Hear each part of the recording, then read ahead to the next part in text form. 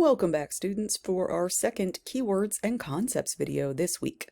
So our first keywords and concepts were mostly around the pirates. This is going to be why we're studying about pirates, right? The genesis of American military might. So this is actually how we got our start, guys. So if we start and we look at the Navy, the Navy was founded to fight pirates. 1,000%. That's literally why in the congressional document, it was in order to protect the United States against pirates.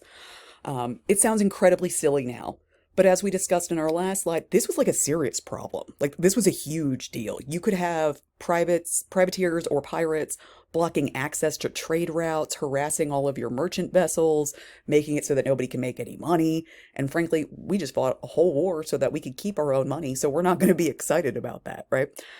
So yes, the Navy was founded to fight pirates.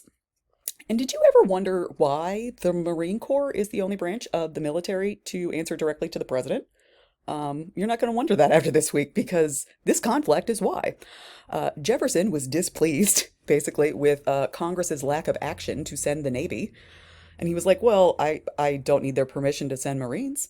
So he sent Marines. And now we have this as a tradition. Isn't that fun?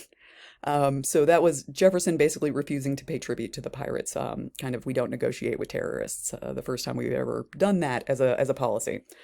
And all of this gets into some of the lore surrounding our military, right? We have a lot of lore in our military. It's been around a couple hundred years.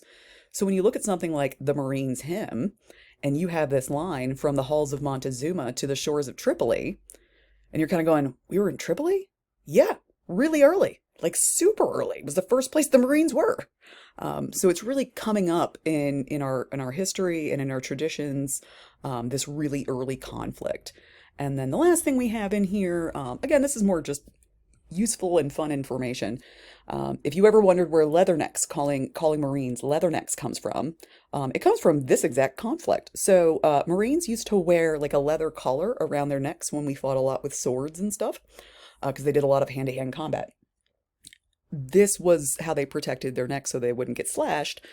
And because they were so impressive over there, and they really were, it's really the beginning of our modern Marine Corps, although that came later, they earned this moniker. They earned this nickname as the Leathernecks, right? That they had done this. So now we get to go into the treaty and we get to go into our fun documentary about pirates and learn more. So I will see you guys in the next video.